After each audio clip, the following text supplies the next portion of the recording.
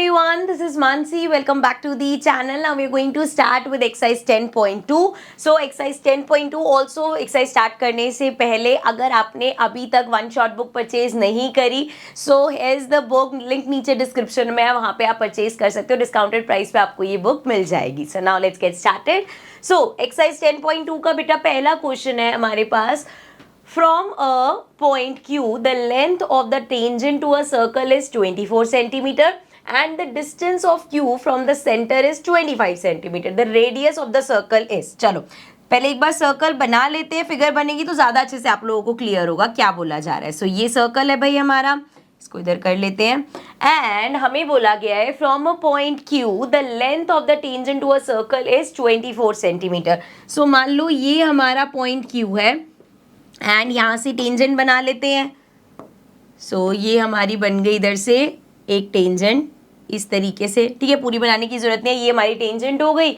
उसके बाद बोला है and the distance of Q from the centre. अब इस Q का सेंटर से डिस्टेंस, यहाँ पे कहीं सेंटर होगा, कितना है डिस्टेंस, कितना है 25. तो पहले ये टेंजेंट दे रखी है 24 एंड ये डिस्टेंस दे रखा है 25. हमें निकालना है सर्कल का रेडियस. अभी देखो ये सेंटर है, इसको ज्वाइन कर दो अगर आप यहाँ से, तो ये रेडियस हो जाएगा. सो ये रेडियस हमें यहाँ पे फाइंड करने, नेमिंग कर लेते हैं इसको. क्यू यहाँ पे और कोई नेम दे रखा है नहीं दे रखा, सिर्फ क्यू पॉइंट दे रखा है, तो let's call this point P Q and centre को ओ बोल देते हैं. सो ओ क्यू है बच्चे 25, पी क्यू है हमारे पास 24. ये पी ओ हमें निकालना है. अगेन अपना वही चीज यूज करेंगे कि रेडियस और टेंजेंट जो होती है वो परपेंडिकुलर होती है, मतलब ये 90 डिग्री का है. अब इसके सामने अगर हम देखें तो ओ क्यू है हमारे पास. सो देखो जरा, ओ क्यू का स्क्वायर, ओ क्यू का स्क्वायर इक्वल होगा हमारा किसके बच्चे, ओपी के स्क्वायर प्लस पी क्यू का स्क्वायर.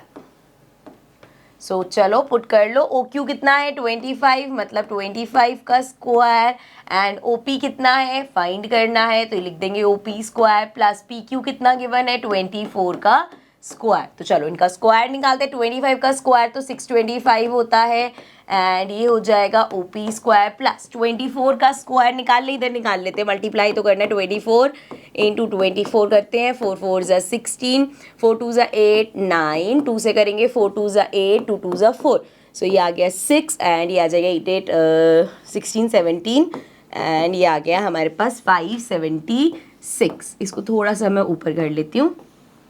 अब 576 को इधर ले आओ तो ये हो जाएगा 625 minus 576 equals to O P square. तो माइनस करेंगे, 15 में से 6 गया 9 आ जाएगा, ये बचा 1 तो 11 बन जाएगा. सो 7 8 9 10 11 ये आ गया हमारे पास 4, 5 में से 5 गया 0, तो 49 equals to O P square. O P हमारा हो जाएगा अंडर रूट में 49 अंडर रूट से बाहर आएगा, प्लस माइनस 7 हो जाएगा. तो अब सिंस ये रेडियस है हमारी, नेगेटिव तो हो नहीं सकती, तो ये हो जाएगी 7 सेंटीमीटर. अब चेक करो ज़रा, यहाँ पे ओ पी ये दे रखा है 7 सेंटीमीटर हमारे पास, तो ये हो जाएगा हमारा करेक्ट आंसर. ठीक है, क्लियर है. चलिए नेक्स्ट क्वेश्चन पे चलो. So question number 2 says in figure 10.11 if T P and T Q are the two tangents to a circle with centre O so that angle P O Q equals to 110 degree, then triangle P T Q is P T Q. ये वाला angle आपको find करना है. अब जरा इस figure को ध्यान से देखो बच्चे, ये हमारी टेंजेंट है, ये हमारी टेंजेंट है और ये रेडियस. सो मतलब ये रेडियस है, ये टेंजेंट है, सो ये क्या हो जाएगा 90 डिग्री. फिर यहाँ पे ये रेडियस है, ये टेंजेंट है, सो ये 90 डिग्री.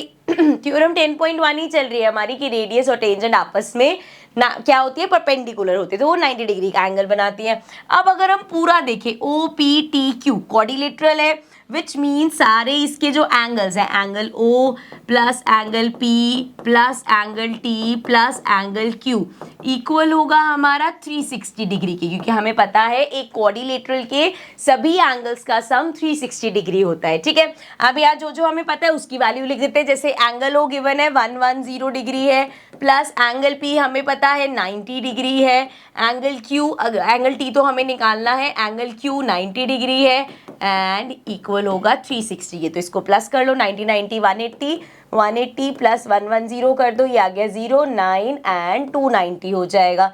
सो ये आ गया जी 290 degree plus angle T equals to 360 degree. So angle T हमारा हो जाएगा 360 माइनस 290। सो अगर आप 360 में से 290 माइनस करोगे, 0 में से 0 गया 0 आ जाएगा, 9 10 11 12 13 14 15 16, तो ये आ गया 7। सो एंगल T हमारा हो जाएगा 70 डिग्री। अब चेक कर लो, यहाँ पे ऑप्शन में बी पार्ट है हमारा 70 degree, so this is the answer. ठीक है, क्लियर है, ये था हमारा क्वेश्चन नंबर 2। नेक्स्ट क्वेश्चन पे चलते हैं, फिर से क्वेश्चन 2 ही आ गया। Question number 3, so question 3 says if tangent PA and PB from a point P to a circle with centre O are inclined to each other at angle of 80 degree, then angle POA is equal to. देखो सबसे पहले तो circle बनाते हैं, जिन questions में figure नहीं होगी ना उसमें सबसे बड़ा काम है आपको करेक्ट फिगर बनानी है भाई।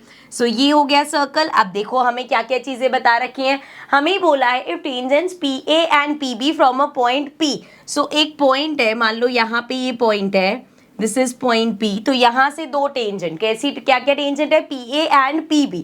तो जरा टेंजेंट्स बना लेते हैं अपनी, ये लिया हमने एंड ये हो गया हमारा एक टेंजेंट हो गई ये। ठीक है, इसकी नेमिंग कर दो PA एंड ये हो गया PB।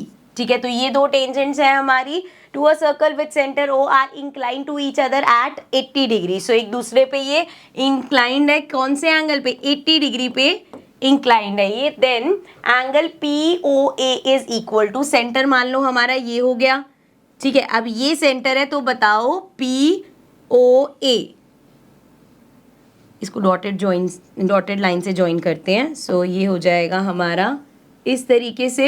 सो एंगल POA मतलब आपको ये जो एंगल है बच्चे, इस एंगल को फाइंड करना है। ठीक है, इस एंगल को निकालना है। तो अब यहाँ पे कैसे हम ये एंगल निकालेंगे, अगर मैं इसकी बात करूँ तो ये रेडियस है, ये टेंजेंट है, चलो ये 90 डिग्री हमें पता चल गया। अब अगर ट्राइंगल PAO, सारे एंगल्स का सम क्या होता है, 180 डिग्री होता है, लेकिन उसके लिए मुझे, मैं कलर चेंज करती हूँ, ये हाफ एंगल चाहिए, ये पूरा एंगल 80 डिग्री पता है। तो हमें क्या करना पड़ेगा, पहले इसको भी ज्वाइन कर देते हैं। अब ये जो दो ट्रायंगल्स है इनको हम कॉन्ग्रुएंट प्रूव करेंगे, उससे क्या होगा, हमारा ये एंगल, ये जो मैंने पिंक से बनाया है और ये जो ग्रीन से बनाया है, ये आपस में इक्वल आ जाएगा, तो हम इसको हाफ करके वो निकाल देंगे। स्टार्ट करते हैं, फिर समझ, पहले सब कुछ बता दूंगी तो कंफ्यूज हो जाओगे। चलो स्टार्ट कर रहे हैं हम। इन दो ट्रायंगल्स को मैं कॉन्ग्रुएंट प्रूव कर रही हूँ। सो इन ट्रायंगल, कौन कौन से ट्रायंगल है, POA एंड ट्रायंगल POB, ये दो हमारे पास ट्रायंगल है। इन ट्रायंगल्स में देखो बच्चे हमारे पास OP कॉमन है, so OP equals to OP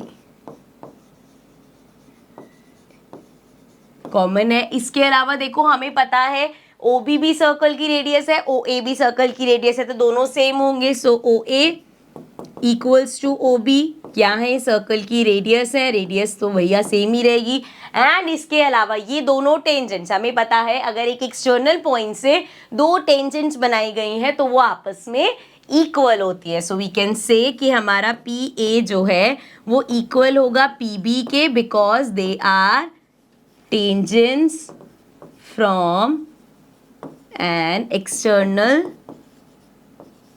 point. ठीक है, tangent from an external point are equal. ठीक है, तीन चीजें मिल गई, तीनों साइड्स हैं। सो हम कह सकते हैं हमारा ट्राइंगल POA कॉन्ग्रुएंट है ट्राइंगल POB के, और कैसे, बाय ट्रिपल S कॉन्ग्रुएंसी। सो ट्रिपल S कॉन्ग्रुएंसी से हमारे ये दोनों ट्राइंगल्स कॉन्ग्रुएंट हो गए। सो हमारा ये पिंक वाला एंगल और ये ग्रीन वाला एंगल इक्वल हो गया, तो मैं लिख सकती हूँ एंगल APO इक्वल हो गया एंगल BPO के, कैसे, बाय CPCT। अब अगर ये दोनों एंगल इक्वल है बच्चे, हमें गिवन है कि दोनों को मिला के 80 डिग्री है, मतलब इस को नाम दे देते हैं, ज़्यादा इजी रहेगा. लेट्स कॉल दिस एंगल 1 और एंगल 2. सो हमें पता है एंगल 1 प्लस एंगल 2 कितना है, 80 डिग्री है. और अभी हमने कहा ये दोनों एंगल्स इक्वल है, तो एंगल 1 निकाल सकती हूँ, मतलब ट्वाइस ऑफ एंगल 1 इक्वल होगा 80 के. एंड एंगल 1 हो जाएगा 80/2, मतलब एंगल 1 आ गया मेरा 40 डिग्री का. ठीक है, तो यहाँ पे हमने क्या देखा. अब अगर मैं इस ट्राइंगल की बात करूँ, इसको हाईलाइट कर देती हूँ मैं. इस ट्राइंगल की बात करूँ अगर मैं, सो ये एंगल 90 डिग्री है मेरे पास, ये एंगल 40 डिग्री है. इस एंगल को आराम से निकाल सकती हूँ मैं by using R angle sum property. ठीक है, सो अब देखो यहाँ पे इस ट्राइंगल की बात हो रही है. सो इन ट्राइंगल POA में बच्चे यहाँ पे देखिए हम, तो angle A plus angle O plus angle P equal होगा 180 डिग्री के बाय एंगल सम प्रॉपर्टी. ठीक है, अब देखो जरा एंगल A कितना है, 90 डिग्री, प्लस एंगल O कितना है, फाइंड करना है हमें. एंड एंगल P अभी हमने निकाला 40 डिग्री है. ठीक है, इक्वल होगा 180 डिग्री के. यहाँ मेंशन कर देना bye angle sum property. Angle sum property क्या होता है बेटा, इसका मतलब है कि एक ट्राइंगल के सभी एंगल्स का सम 180 डिग्री होता है. सो ये हो जाएगा 90 प्लस 40, 9, 10, 11, 12, 13, सो 130 प्लस एंगल O इक्वल है 180 डिग्री के. तो एंगल O हो जाएगा 180 माइनस 130, 0 से 0 गया 0, 8 में से 3 गया 5, 1 में से 1 गया 0, तो एंगल O हमारा आ जाएगा 50 डिग्री. अब जरा अपने ऑप्शंस चेक कर लेते हैं. यहाँ पे एंगल O निकालना था, 50 डिग्री हमारे पास कहाँ है, A में है. So this is the answer. चले नेक्स्ट क्वेश्चन पे. सो क्वेश्चन नंबर 4 है हमारे पास. Prove that the tangents drawn at the ends of a diameter of a circle are parallel. So हमें यहाँ पे प्रूव करना है, ये ले लेते हैं अपना सर्कल बना लेते हैं. इस तरीके से ये सर्कल बन गया. अब हमें प्रूव करना है, prove that the tangents drawn at the end of a diameter. एक अगर डायामीटर है, मान लो ये हमारा डायामीटर है, एंड इसके एंड पे अगर टेंजेंट्स बनी है, जैसे एक टेंजेंट हमारी ये हो गई, एक टेंजेंट हमारी ये हो गई, तो आपको प्रूव करना है कि ये जो है आपस में पैरेलल है. मतलब इसकी नेमिंग करती है, इसको बोल देते हैं एक्स वाई, इसको नाम दे देते हैं एक्स डैश वाई डैश. ठीक है, और कौन से पॉइंट ऑफ इंटरसेक्शन है, इसको मान लो नाम दे दिया हमने A, और ये हो गया हमारा B. ठीक है, सारा नेमिंग कर दिया. वी हैव टू प्रूव कि जो एक्स वाई है ये पैरेलल होगी एक्स डैश वाई डैश के. ये हमें क्वेश्चन में प्रूव करना है. अब जरा ध्यान से देखो, ये एक्स वाई क्या है बच्चे, ये हमारी एक टेंजेंट है. एंड मान लो सर्कल का सेंटर ये है, तो सेंटर से ए की अगर मैं बात करूं, ओ ए क्या है, ओ ए सर्कल की रेडियस है. सो रेडियस और टेंजेंट परपेंडिकुलर होती है, मतलब ये एंगल 90 डिग्री, ये एंगल 90 डिग्री. सिमिलरली यहाँ पे देखो, ये हमारा O है. सो O से B तक, OB अगेन एक हमारी रेडियस है, और ये रेडियस है, ये टेंजेंट है. Radius is always perpendicular to tangent, मतलब ये एंगल 90 डिग्री, ये एंगल भी 90 डिग्री. ठीक है, यहाँ तक तो कोई डाउट नहीं है. अब अगर हम इस चीज को ऐसे देखें कि अगर मैं इस एंगल की, अब ना देखो अलग कलर से कर रही हूँ, ध्यान देना. ये एंगल को मैं नाम दे रही हूँ एंगल 1, इस एंगल को नाम दे रही हूँ एंगल 2, इस एंगल को एंगल 3, और इसको एंगल 4. अब यहाँ पे वैसे तो हमें दिख रहा है चारों ही 90 डिग्री के है, लेकिन इसको मैं ऐसे लिख सकती हूँ कि एंगल 1 इक्वल है एंगल 4 के, एंगल 1 इक्वल है एंगल 4 के, एंड मैं कह सकती हूँ कि एंगल 2 इक्वल है एंगल 3 के. अब मैंने ऐसे ये इस तरीके से ऑपोजिट एंगल्स क्यों लिए, मतलब मैं इसको ऐसे देख रही हूँ कि ये दो पैरेलल लाइंस हैं, ये हमारा अगर ट्रांसवर्सल है इस तरीके से, और अगर ये एंगल इस एंगल के इक्वल है, कहीं भी अगर आपको गिवन है कि ये एंगल इसके इक्वल है, तो आप क्या कहोगे, अरे ये तो ऑल्टरनेट इंटीरियर एंगल बना रहे हैं. सो हम कह सकते हैं सिंस 1 इक्वल है 4 के, मतलब ये वाला मेरा एंगल इक्वल है इस एंगल के, और ये वाला मेरा एंगल इक्वल है इस एंगल के, और ये ऑल्टरनेट इंटीरियर एंगल बना रहे हैं, तो हम कह सकते हैं एक्स वाई पैरेलल है एक्स डैश वाई डैश के. लिखेंगे कैसे, ये लिखा है एंगल 1 इक्वल है एंगल 4 के, एंगल 2 इक्वल है एंगल 3 के, since these are alternate interior angles. So we can say हमारी जो एक्स वाई है वो पैरेलल है एक्स डैश वाई डैश के।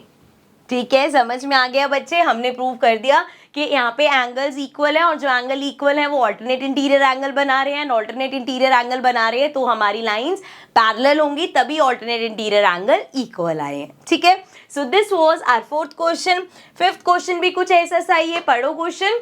Prove that the perpendicular at the end of contact toward the tangent to a circle passes through the center। कितनी simple बात है ये। देखो एक सर्कल बनाती हूं मैं पहले, अब वो कह रहे हैं फिर से एक एक लाइन करके पढ़ते हैं। Prove that the perpendicular at the point of contact, point of contact tangent और उसकी बात हो रही है, सो यहां से हम टेंजेंट बना लेते हैं। ठीक है, अब परपेंडिकुलर जो टेंजेंट से होगी, कौन कौन होती है परपेंडिकुलर टेंजेंट के? रेडियस है जो हमारी परपेंडिकुलर होती है टेंजेंट से। अब वो बोल रहे हैं perpendicular the point of contact to the tangent to a circle passes through the centre. अब यहाँ पे जो परपेंडिकुलर होती है वो कौन होती है? रेडियस होती है हमेशा, और रेडियस को जब भी आप एक्सटेंड करोगे, रेडियस तो सेंटर से पास होगी, चाहे यहाँ पे कोई टेंजेंट बना लो, फिर रेडियस है तभी परपेंडिकुलर हो पाएगी।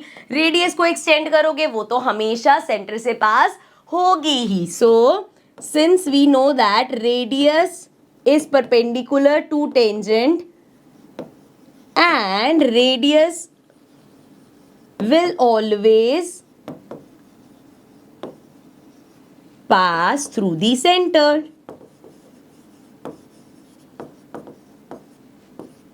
So ये हो गया हमारा explanation।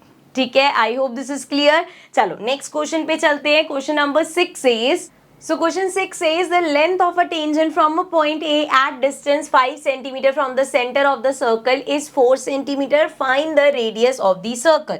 so यहाँ पे एक सर्कल बना लेते हैं। अब हमें क्या बोला गया है बच्चे कि एक पॉइंट A है जो कि हमारा कहाँ है, the length of tangent from a point A at distance of 5 centimetre. So एक जो पॉइंट A है ना, अरे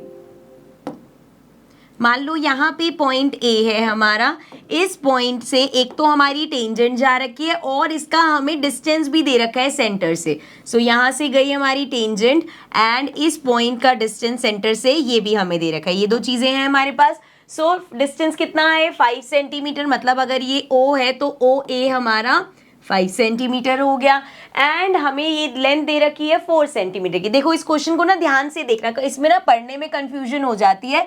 the length of a tangent from a point A, यहाँ पे बात किसकी हो रही थी? लेंथ ऑफ टेंजेंट की, at distance 5 centimetre from the centre. तो ये जो 5 सेंटीमीटर बोला है, ये बोला है ए पॉइंट का डिस्टेंस सेंटर से, और ये जो बात हो रही थी लेंथ ऑफ टेंजेंट की, वो लास्ट में लिखा है इस 4 सेंटीमीटर। कंफ्यूजन क्या हो जाती है कि ये 5 सेंटीमीटर टेंजेंट की लेंथ दे रखी है और रेडियस से 4 सेंटीमीटर दे रखी है, ऐसा नहीं है। सो ये हमारा होगा 4 सेंटीमीटर। अगर गलत लिख भी लो तो ये पकड़ा जाना चाहिए। कैसे? जब आप इसको ज्वाइन करोगे तो आपको पता है ये रेडियस है, ये हमारी क्या है?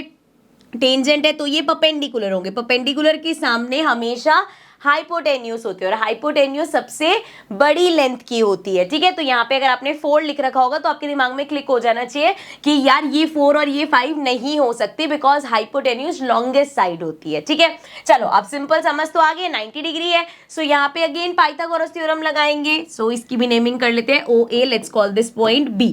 सो इन ट्राइंगल ABO, अगर इस ट्रायंगल की बात करें, सो यूजिंग पाइथागोरस थ्योरम,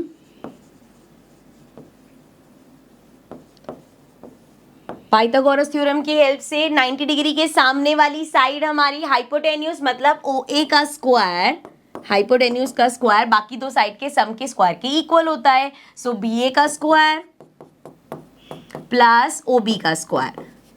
अब देखो यहाँ पे OA की लेंथ हमें गिवन है 5, तो 5 का स्क्वायर, BA हमें क्वेश्चन में गिवन है 4, तो 4 का स्क्वायर, OB हमें फाइंड करना है तो OB स्क्वायर। तो ये हो जाएगा 5 का स्क्वायर 25, 4 का स्क्वायर 16, इधर प्लस का इधर आके माइनस का, तो -16 हो जाएगा एंड ये आ गया OB स्क्वायर। एंड 25 में से 16 गए 9 आता है इक्वल्स टू OB स्क्वायर। तो OB क्या हो जाएगा? वहां जाके 9 अंडर रूट में हो जाएगा, अंडर रूट से बाहर आएगा तो प्लस माइनस का 3। सिंस यहाँ पे ये साइड है नेगेटिव नहीं हो सकती तो ये आ जाएगा 3 सेंटीमीटर। सो ये जो हमें निकालना था जो हमारा OB हमें फाइंड करना था that is 3 centimetre. Okay, I hope this is clear. Simple question था, ऐसे बहुत सारे क्वेश्चंस करते हुए आ रहे हैं हम। चलो नेक्स्ट क्वेश्चन पे चलते हैं, question number 7। So question 7 says 2 concentric circles are of radius 5 centimeter and 3 centimeter. Find the length of the chord of the larger circle which touches the smaller circle.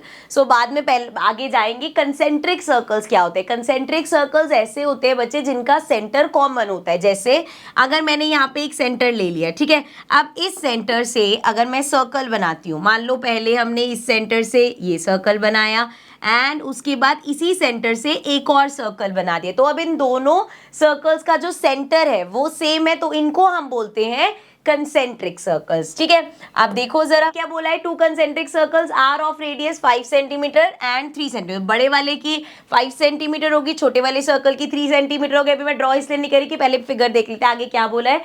Find the length of the chord of larger circle. अब larger circle, जैसे ये बड़ा circle है, cord क्या होती है, जो ऐसे 2 पॉइंट्स पे टच करती जाएगी, सेंटर से पास नहीं होगी। अब वो कह रहे हैं लार्जर सर्कल की जो कॉर्ड है टचेस द स्मॉलर सर्कल। तो मतलब अगर मैं कहीं भी वो कॉर्ड बनाने की कोशिश करूं, येलो कलर ले लेते हैं, मान लो यहाँ पे बना ले या किधर भी बना लो यार, ये एक मैं कॉर्ड बना रही हूँ जो इस स्मॉलर सर्कल को इधर टच करती हुई जा रही है। तो ध्यान रखना, अगर वो स्मॉलर सर्कल को एक पॉइंट पे टच करती हुई जा रही है मतलब वो स्मॉलर सर्कल की टेंजेंट हो गई। ठीक है, हमें क्या निकालना है बच्चे, हमें ये इस कॉर्ड की लेंथ ही फाइंड करनी है। तो अब जरा ज्वाइन करते हैं अपनी फिगर। मान लो यहाँ से इसको ज्वाइन किया मैंने, ठीक है, ये हो गया हमारे छोटे वाले सर्कल की रेडियस जो कि 3 गिवन है, एंड इसी सेंटर से अगर मैंने इसको ज्वाइन किया तो देखा जाए तो ये बड़े वाले सेंटर की क्या है, रेडियस है, तो वो 5 सेंटीमीटर हो जाएगी, लिख दूं। सो ये हमारी 5 सेंटीमीटर है और ये हमारा 3 सेंटीमीटर है। इसको नेम दे दो O एंड AB, और कहाँ पे पॉइंट पे टच हो रहे हैं, इधर टच हो रहे हैं, इसको भी नेम दे देते हैं C। ठीक है, अब इसको ध्यान से देखना बच्चे, छोटे वाले सर्कल की ये जो है ये टेंजेंट है, अच्छा इसको भी दे दो नाम ABC, और ये D। फाइंड क्या करना है, ये जो कॉर्ड AD है इसकी आपको लेंथ फाइंड करनी है। तो पहले यहाँ पे अगर मैं इस ट्रायंगल की बात करूँ, इस वाले ट्रायंगल की बात करूँ, सो यहाँ पे क्या होगा बच्चे, ये हमारा क्या है, ये बड़े वाले सर्कल की रेडियस है, ये छोटे वाले सर्कल की रेडियस है, और ये जो कॉर्ड बनी है ये वो छोटे वाले सर्कल की टेंजेंट हो गई। तो अगर वो टेंजेंट है तो क्या होगा, रेडियस और टेंजेंट यहाँ पे 90 डिग्री का एंगल बनाएंगे। अब अगर यहाँ 90 डिग्री का एंगल बनता हुआ दिख गया मुझे, तो इस ट्राइंगल में मैं AB फाइंड कर सकती हूँ। देखो करना स्टार्ट करती हूँ मैं, अगर ओरली कंफ्यूजन हो रही है तो जब मैं क्वेश्चन करूंगी तो आपको क्लियर हो जाएगा। क्या कर रही हूँ मैं, ट्राइंगल AOB ले रही हूँ। सो इन ट्राइंगल AOB अगर हम बात करें, सो ये जो एंगल B है इसके सामने वाली साइड है OA। ठीक है, सो हाइपोटेन्यूज OA का स्क्वायर इक्वल है भाई AB का स्क्वायर प्लस OB का स्क्वायर। अब देखो हमारे पास क्या क्या है, OA कितना है, OA पूरा बड़े वाले सर्कल की रेडियस है तो 5 का स्क्वायर।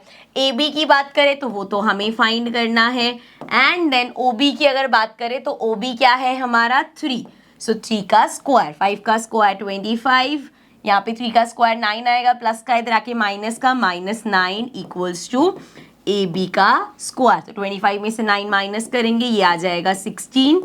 AB स्क्वायर, AB निकालना है तो अंडर रूट में हो जाएगा 16, मतलब AB हमारा आ गया 4 सेंटीमीटर। अगेन प्लस माइनस आएगा लेकिन यहाँ लेंथ है, नेगेटिव नहीं हो सकती, तो वो 4 सेंटीमीटर आ गया। अब क्वेश्चन में हमें AD निकालना है, तो देखो जरा यहाँ से AB मैंने निकाला है 4 सेंटीमीटर, मुझे पूरा AD चाहिए। सो देखो एक चीज और समझने वाली है, जैसे एक सर्कल होता है एंड मान लो ये हमारी टेंजेंट है, जब भी यहाँ से जो ये परपेंडिकुलर पास होता है वो परपेंडिकुलर क्या करता है, इसको 2 इक्वल पार्ट्स में कट करता हुआ जाता है। तो मतलब अगर ये परपेंडिकुलर है तो AB इक्वल होगा BD के। सो AB इक्वल होगा हमारा बी डी के। आप चाहो तो इसको प्रूफ भी कर सकते हो। कैसे?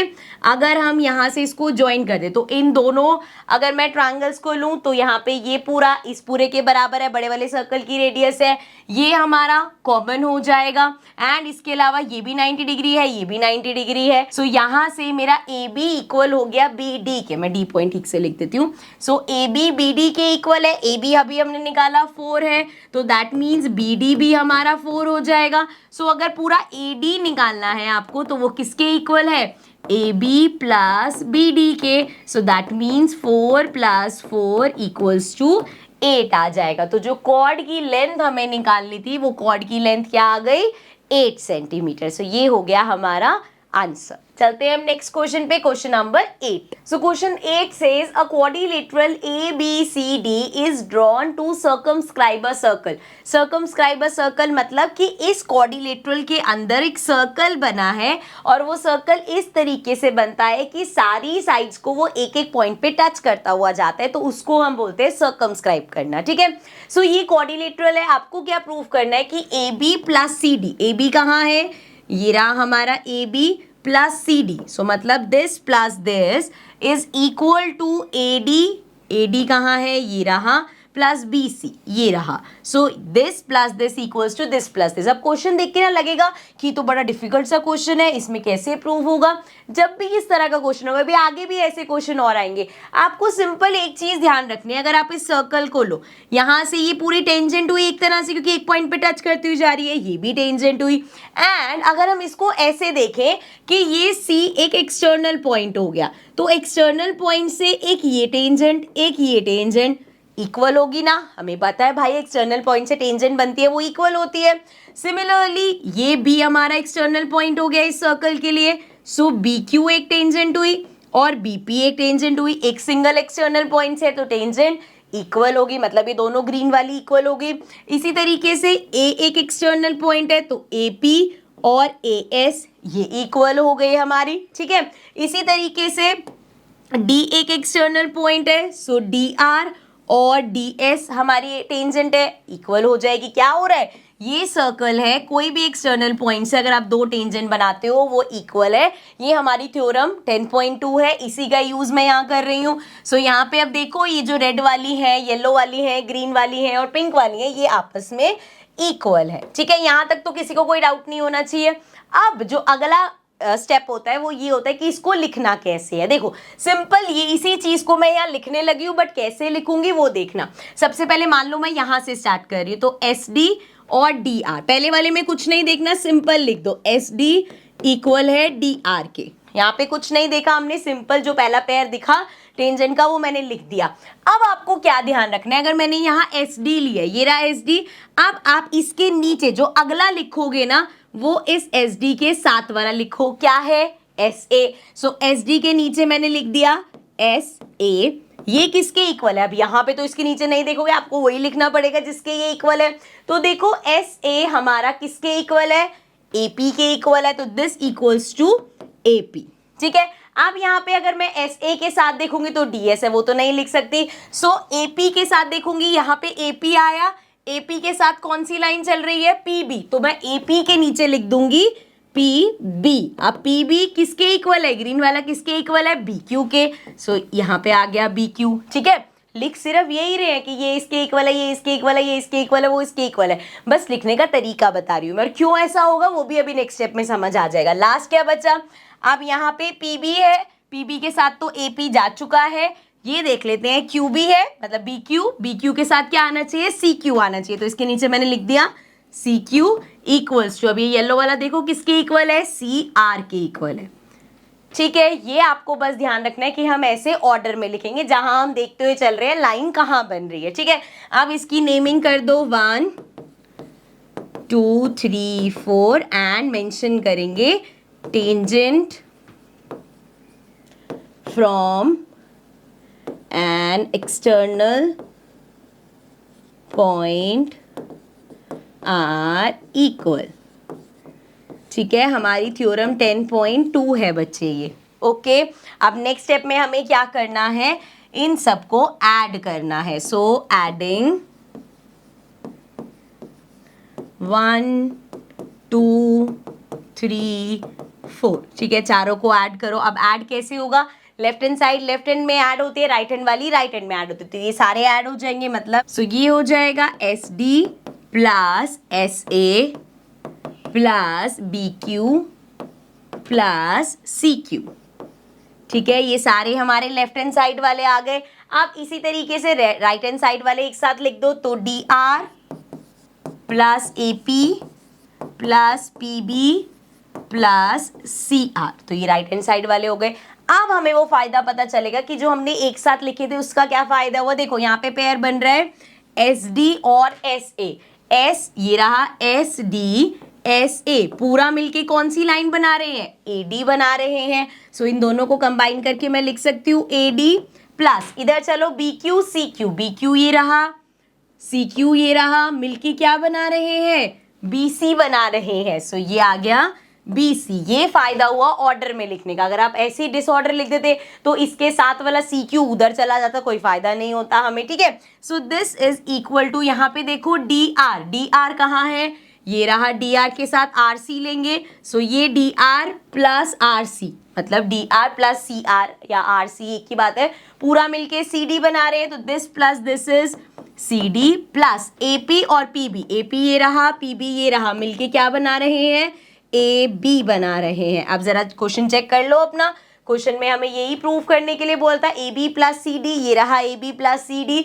इक्वल है AD प्लस BC के, ये रहा AD प्लस BC। सारे इस टाइप के क्वेश्चन, अभी एक और भी आएगा ऐसा क्वेश्चन, इसी तरीके से होंगे, बस आप ये जब ऑर्डर ठीक लिखोगे तो अपने आप आपका यहाँ पे ये क्लियर आ जाएगा। यहाँ पे रैंडमली अगर मैं ऐसे लिख देती, जैसे मैंने लिखा SD इक्वल DR, फिर मैं रैंडम यहाँ चली जाती CR इक्वल CQ, तो प्लस करके वो लाइन साथ में नहीं आती, ठीक है। So this was our 8th question. अब चलते हैं नेक्स्ट क्वेश्चन पे, क्वेश्चन नंबर 9। चलो क्वेश्चन 9 ध्यान से समझना बच्चे। इन फिगर 10.13 ये फिगर है हमारे पास, X Y and X dash Y dash are two parallel tangent. So ये एक्स वाई और ये एक्स डैश वाई डैश ये दोनों आपस में पैरेलल है, with center O and another tangent AB with point of contact C। और एक और टेंजेंट है, ये रही हमारी AB, इसका पॉइंट ऑफ कॉन्टैक्ट C है। हमें क्या बोला है, intersecting X Y at A and X dash, उस पे A पे इंटरसेक्ट करिए, उस पे B पे, ये बस फिगर एक्सप्लेन करी गई है। Prove that AOB, angle AOB, so angle AOB ये जो पूरा एंगल है, अरे एक मिनट, ये जो पूरा हमारा एंगल है ये इक्वल है 90 डिग्री, ये हमें प्रूफ करना है, ठीक है। बहुत सिंपल है, ध्यान से समझोगे तो इजी लगेगा, अगर पहले ही सोच लोगे और ये तो बड़ा डिफिकल्ट क्वेश्चन आ गया, फिर मुश्किल ही लगेगा, ठीक है। तो हमें करना क्या है ना इस क्वेश्चन में, सिंस हमें AOB को क्या करना है, 90 डिग्री के इक्वल प्रूफ करना है, तो मैं क्या कर रही हूँ ना, एक एंगल ये भी बन रहा है एंगल 1, इसको नाम दिया एंगल 2, इसको नाम दिया एंगल 3, इसको नाम दिया एंगल 4।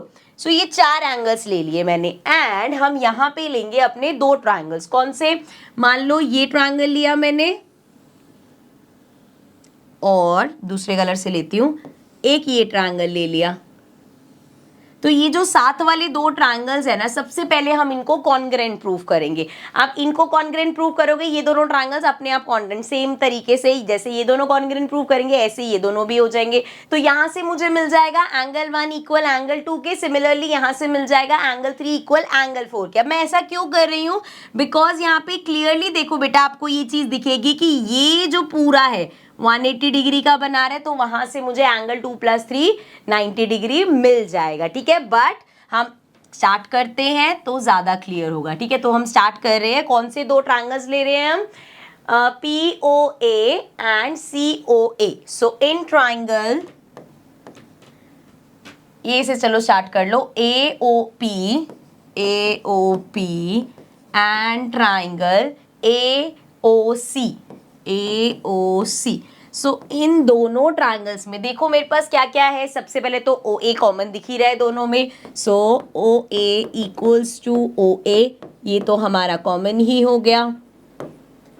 उसके अलावा बच्चे अगर मैं देखूं, ये OC और OP क्या है, सर्कल की रेडियस है, रेडियस तो ऑलवेज इक्वल है, तो OP इक्वल्स टू OC, ये हो गई हमारे सर्कल की रेडियस, ठीक है। यहाँ तक कोई दिक्कत नहीं है, तो आगे बढ़ जाते हैं। अब देखो बच्ची, ये PA और ये ए सी। तो अगर भाई तुम ऐसे देखो कि ये सर्कल है, ए एक्सटर्नल पॉइंट है, यहाँ से बना ए पी, यहाँ से बना ए सी, क्या है सर्कल की टेंजेंट है सिंगल एक्सटर्नल पॉइंट से, तो वो इक्वल होती है। सो हम लिख सकते हैं ए पी इक्वल होगा ए सी के, थ्योरम 10.2 पूरी लिख देना, tangent from an external point are equal. ठीक है, चलो ये तीन चीजें मिल गई। So now I can say कि मेरा triangle A O P congruent है ट्राइंगल ए ओ सी के बाय ट्रिपल एस कॉन्ग्रेंसी। ठीक है, तो बाय ट्रिपल एस कॉन्ग्रेंसी मेरे ये दोनों ट्राइंगल्स कॉन्ग्रेंट प्रूव हो गए, और ये दोनों ट्राइंगल्स कॉन्ग्रेंट प्रूव हो गए तो I can right angle 1 equal है एंगल 2 के बाय CPCT। ठीक है, क्लियर, यहां तक समझ में आ गया। तो CPCT से एंगल 1 एंगल 2 के इक्वल है। सिमिलरली सेम यही सारी चीज होगी अगर मैं ट्राइंगल ये ले लूं, मतलब COB, triangle COB will be congruent to triangle BOQ। ठीक है, क्यों होगा ऐसे एक बार बता दूं मैं, अगर किसी को कंफ्यूजन है तो देखो जरा, इसको जूम कर लो।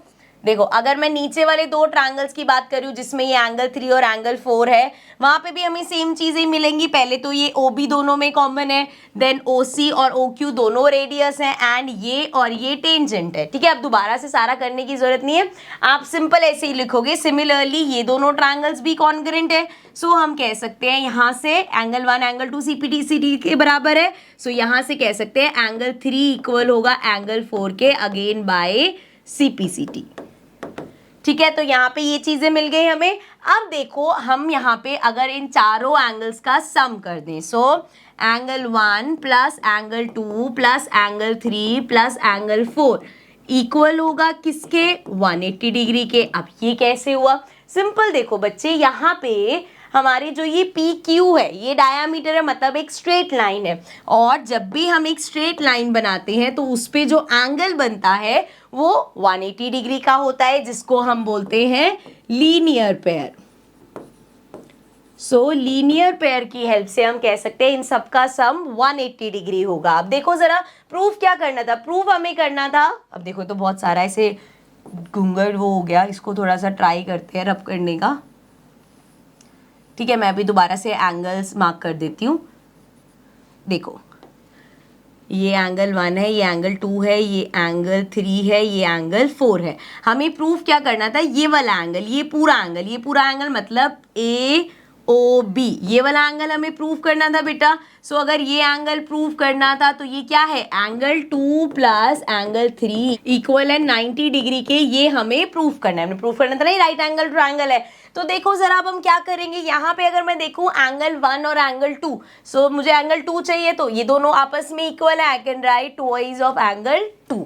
सिमिलरली एंगल 3 और 4 में से वहां मुझे एंगल 3 चाहिए प्रूफ करने में, दोनों इक्वल है, तो I can write twice of angle 3 equals to 180 degree. अब इस पूरे में से 2 कॉमन ले लो, सो एंगल 2 प्लस एंगल 3 आ गया, इक्वल है 180 डिग्री के।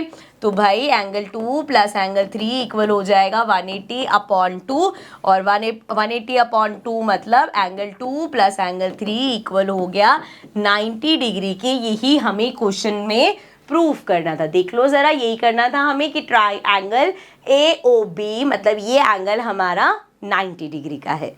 ठीक है, सो ये था 9th क्वेश्चन। आई नो थोड़ा सा एकदम से लेंथी क्वेश्चन आ गया, बट क्वेश्चन को अगर कभी भी कंफ्यूजन है दोबारा से वीडियो देखना, आई कैन गारंटी यू आपको क्वेश्चन समझ में आ जाएगा। ठीक है, इसी के साथ चलते हैं अपने नेक्स्ट क्वेश्चन पे, question number 10। So question 10 says prove that the angle between the two tangents drawn from an external point to a circle is supplementary to the angle subtended by the line segment joining the point of contact on the at the center। So देखने में पढ़ने में confusing लग सकता है, figure बनाते हैं फिर आपको इजी लगेगा। तो स्टार्ट करते हैं, सबसे पहले एक सर्कल ले लेते हैं। अब हमें क्या बोला है, सबसे पहले किसकी बात हुई है, prove that the angle between the two tangents drawn from an external point. तो मतलब एक एक्सटर्नल पॉइंट से, मान लो ये हमारा एक्सटर्नल पॉइंट है, P ले लिया, इसको हमने, यहाँ से दो टेंजेंट्स बनी है। तो जो जो क्वेश्चन में पढ़ के समझ में आ रहा है वो करते हुए चल रहे हैं।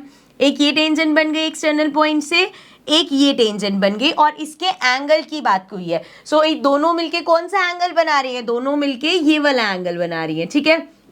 आगे क्या बात हुई है, is supplementary to the angle, कौन से एंगल की बात हो रही है, subtended by the line segment joining the point of contact. अब देखो लाइन सेगमेंट ये है, जो लाइन सेगमेंट कौन सी, जो पॉइंट ऑफ कांटेक्ट ये है। सो यहां से सेंटर पे देखो, अगर मैं सेंटर लेती हूँ, मान लो ये मेरा यहाँ पे सेंटर है एंड यहां से पॉइंट ऑफ कांटेक्ट से एक लाइन ये बनी, इस पॉइंट ऑफ कांटेक्ट से एक लाइन ये बनी, तो आपको प्रूव करना है ये एंगल और ये एंगल सप्लीमेंट्री है। अब एक बार फिर से मैं क्वेश्चन पढ़ रही हूं ताकि आपको ये क्लियर हो जाए, ठीक है।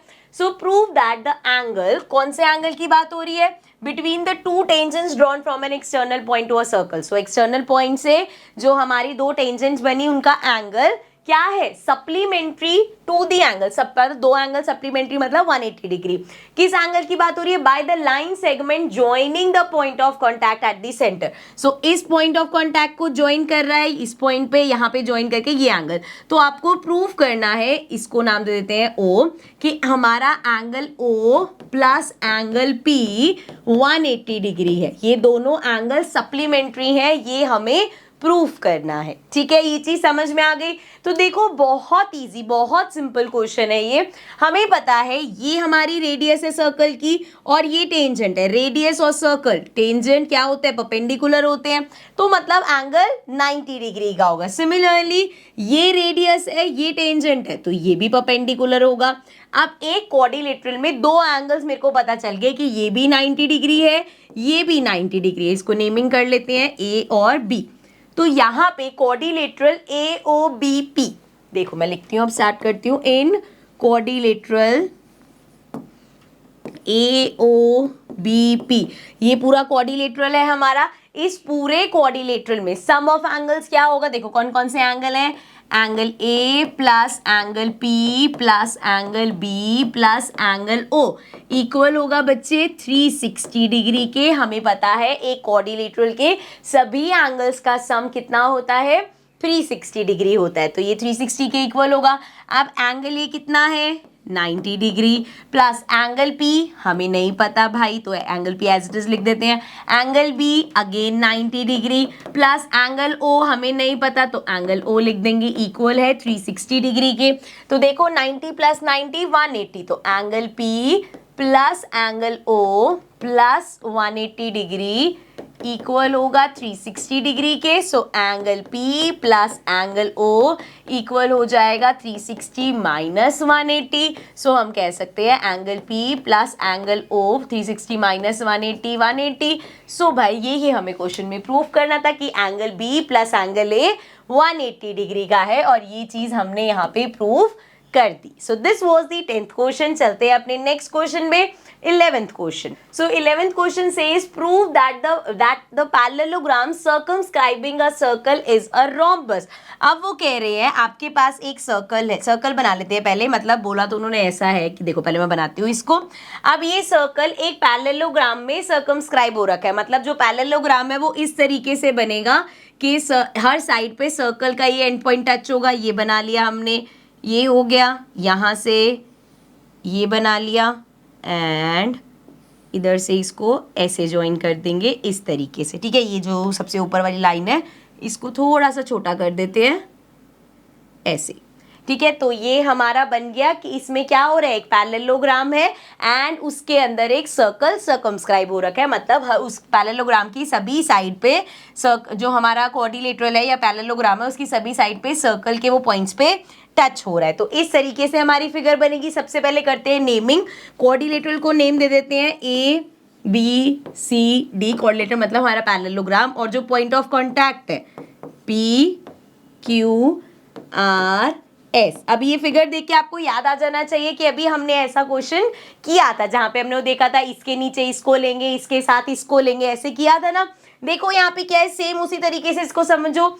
यहाँ पे अगर मैं इस सर्कल की बात करूं, D क्या है, एक एक्सटर्नल पॉइंट है, सो DS और DR इक्वल होंगे, क्योंकि अगर आपके पास सर्कल है एक्सटर्नल पॉइंट से अगर आप दो टेंजेंट बनाते हो तो वो दो टेंजेंट्स इक्वल होती है, तो यहाँ पे ये दोनों इक्वल है। इसी तरीके से बच्चे इस सर्कल का C एक एक्सटर्नल पॉइंट है, सो RC और CQ इक्वल होगा, करेक्ट। इसी तरीके से एक और ले लो, बी भाई हमारा एक्सटर्नल पॉइंट है तो बी क्यू और बी पी इक्वल होंगे, बिल्कुल इक्वल होंगे। इसी तरीके से ए एक्सटर्नल पॉइंट है तो ए एस और ए पी इक्वल होंगे। अब ये सेम कलर वाले सब इक्वल है, ठीक है। अब वही बात जो मैंने उस क्वेश्चन में बोली थी कि इसको लिखने का तरीका। सो अब कैसे लिखेंगे इसको, हम स्टार्ट करेंगे। सबसे पहले मान लो मैं यहां से स्टार्ट कर रही हूं। सो डी एस इक्वल है डी आर के, D S equals to D R, पहली चीज। अब मुझे क्या करना है, या तो डी आर के नीचे आर सी यहाँ पे लिख लो या डी एस के नीचे ए एस आना चाहिए, क्योंकि हमें हमेशा पूरी लाइन बनानी है। तो डी एस के नीचे क्या आना चाहिए, ए एस। तो डी एस के नीचे मैंने लिया ए एस। अब ए एस किसके इक्वल है, अब वहां से तो नहीं लिख सकते, आपको देखना है ए एस किसके इक्वल है, ए पी के इक्वल है, ठीक है भाई। तो हमने ए पी के इक्वल लिख दी। अब ए पी के साथ पी बी होना चाहिए, तो ए पी के साथ हमने नीचे उसके पी बी लिख दिया। अब पी बी इक्वल किसके है, पी क्यू के, तो यहाँ पे बी क्यू आ गया। अब बी क्यू के साथ क्या होना चाहिए, सी क्यू, तो इसके नीचे मैंने लिख दिया सी क्यू को, इक्वल किसके है, सी आर के, ठीक है। सो बस हमने यही लिखा है कि ये इसके इक्वल, ये इसके इक्वल, बस लिखने का ऑर्डर ध्यान रखें ताकि एक लाइन बन सके। सो यहाँ पे रीजन सबका क्या देंगे, हमारी थ्योरम 10.2, या पूरा इसको लिख देना कि tangents from an external point are always equal, ठीक है। तो ये हो गया हमारा। ऑल्सो इसकी नेमिंग भी कर देते हैं, 1 2 3 4। अब करना क्या है, इसको ऐड करना है। सो एडिंग 1 2 3 4, चारों को ऐड कर देंगे। ऐड कैसे होता है बच्चे, लेफ्ट हैंड साइड वाला एक साथ ऐड होगा, मतलब D S plus A S plus B Q plus C Q. And इसी तरीके से राइट हैंड साइड वाला राइट हैंड साइड पे ऐड होगा, मतलब D R plus A P plus we have P B and plus C R, ठीक है। अब इसको ऊपर कर लेते हैं थोड़ा सा, ठीक है भाई। आप देखो, अच्छा फिगर तो चाहिए हमें, इसको नीचे रखते हैं। आप देखो पेयर्स बनाए डी एस, ये रहा डी एस, डी एस के साथ क्या होना चाहिए, एस ए होना चाहिए। सो डी एस और एस ए यहाँ मिल गए हमें, मिलके क्या बनाएंगे, ए डी बनाएंगे। तो ये आ गया ए डी प्लस, इधर देखो बी क्यू और सी क्यू, बी क्यू ये रहा, सी क्यू ये रहा, मिलके क्या बना रहे हैं, बी सी बना रहे हैं। सो ये हो गया B C equals to D R, देखो डी आर ये रहा, इसके साथ सी आर लेना पड़ेगा, डी आर और सी आर। सो डी आर और सी आर मिलके सी डी बना रहे हैं। सो ये आ गया C D plus A P और पी बी, ए पी और पी बी मिलके ए बी बना रहे हैं। तो यहाँ तक तो हम आ गए।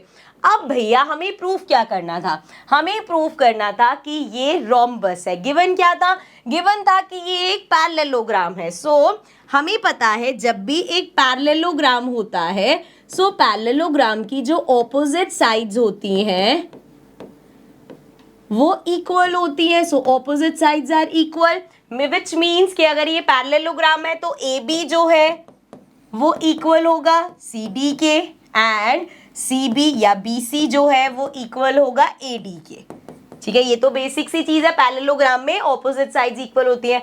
अब रोम्बस में क्या होता है, रोम्बस में हमारी सभी साइड्स इक्वल होती हैं। सो हमें जो प्रूफ करना है उसके हिसाब से हमें ये तो पता है कि ए बी और सी डी इक्वल है, बी सी और ए डी इक्वल है। हमें प्रूफ करना है कि ये ए बी बी सी के इक्वल है या सी डी ए डी के इक्वल है, तो हम कह पाएंगे कि ये रोम्बस है। अब यहाँ पे देखो जरा, यहाँ पे मेरे पास है A D plus B C. So A D और बी सी आपस में इक्वल है। ध्यान से समझना बच्चे मैं क्या कर रही हूँ, मुझे बस करना क्या है, कोई भी ऑपोजिट तो मुझे पता है इक्वल है, कोई भी साथ वाली साइड्स को अगर मैंने इक्वल प्रूफ कर दिया तो ये मेरा रोम्बस प्रूफ हो जाएगा। सो ए बी और सी डी, ए बी और सी डी यहाँ पे है, ये दोनों आपस में इक्वल है। इसको मैं लिख सकती हूँ दोनों इक्वल है, ट्वाइस ऑफ ए बी लिख सकती हूँ, ठीक है ना। ट्वाइस ऑफ ए बी लिखा जा सकता है ना, क्योंकि ये बराबर है। सी डी और ए बी अगर इक्वल है, सी डी की जगह ए बी लिख दो, A B plus A B twice of A B हो जाएगा।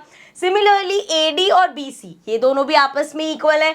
तो अब मैं देखूंगी ये मेरा ए बी है, अब मैं अगर इसको ट्वाइस ऑफ ए डी लिख दूं चाहे ट्वाइस ऑफ बी सी लिख दूं, मेरा क्वेश्चन हो जाएगा। कैसे, देखो मान लो मैंने इसको लिख दिया ट्वाइस ऑफ बी सी, ठीक है, तो 2 से 2 कैंसिल हो जाएगा और यहाँ पे मेरे पास आ गया कि बी सी इक्वल है ए बी के। तो क्या आया मेरे पास कि ये जो बी सी है ये इक्वल है इस ए बी के, तो ये एडजेसेंट साइड मैंने इक्वल प्रूव कर दी। सो देखो आप कंक्लूजन में क्या लिख सकते हैं, यहाँ पे हमने प्रूव किया कि बी सी इक्वल है ए बी के, ठीक है, बी सी ए बी के इक्वल है, और हमें पता है बी सी किसके, ए बी किसके इक्वल है, सी डी के इक्वल है। एक चीज और पता है कि ये बी सी ए डी के इक्वल है। तो यहाँ से हमने क्या प्रूव कर दिया कि हमारी सारी साइड्स ही जो है वो आपस में इक्वल है, और अगर एक फिगर में सभी साइड्स इक्वल है तो वो क्या बन गया, रोम्बस बन गया। यही हमें क्वेश्चन में प्रूव करना था कि ये जो पैरेललोग्राम है ये एक्चुअल में एक रोम्बस है। तो हमने सारी साइड्स इक्वल प्रूव करके इस चीज को प्रूफ कर दिया, ठीक है। अब चलते हैं अपने नेक्स्ट क्वेश्चन में, क्वेश्चन नंबर 12। सो क्वेश्चन नंबर 12 है हमारा। इस क्वेश्चन को थोड़ा सा ध्यान से देखना बच्चे, अभी तक थोड़ी जो क्वेश्चन करते आ रहे थे हम उससे थोड़ा डिफरेंट क्वेश्चन है, ठीक है। So a triangle A B C is drawn to circumscribe a circle of radius 4 centimetre. So ये सर्कल है जिसकी रेडियस 4 सेंटीमीटर है, तो ये हमारा 4 सेंटीमीटर है। इसको थोड़ा सा, वैसे मैं अभी से जूम करके फिगर को फिर समझाऊंगी। तो रेडियस 4 सेंटीमीटर है, सर्कमस्क्राइब कर रहा है, मतलब ट्राइंगल के अंदर ट्राइंगल की तीनों साइड्स को टच करता हुआ जा रहा है एक एक पॉइंट पे, तो ये हो गया सर्कमस्क्राइब करना।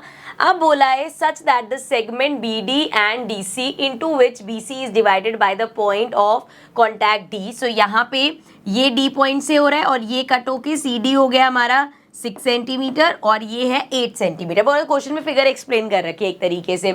हमें करना क्या है, we have to find the side A B and A C. तो हमें साइड ए बी और ए सी फाइंड करनी है, मतलब ये ए बी, सॉरी ये ए बी ये रहा, सो ये ए बी और ये ए सी, ये दो साइड्स, ये जो मैंने रेड से मार्क करी है, ये हमें फाइंड करनी है। तो बच्चे इसमें हम करेंगे क्या, अगर हमें साइड फाइंड करनी है तो वैसे तो समझ में नहीं आ रहा भाई कैसे होता है, चलो ये साइड तो दे रखी है हमारे पास, क्या कर सकते हैं हम इसमें, तो इसमें पहले करेंगे हम थोड़ी सी कंस्ट्रक्शन। देखो क्या कंस्ट्रक्शन कर रही हूँ मैं, सिंपली यहाँ पे पॉइंट ऑफ कॉन्टैक्ट है, इसको ज्वाइन कर दो, देन इधर पॉइंट ऑफ कॉन्टैक्ट है, इसको ज्वाइन कर दो, और ये तो ऑलरेडी ज्वाइन हो रखा है। सो यहाँ पे ना बच्चे हम एरिया की हेल्प से करेंगे।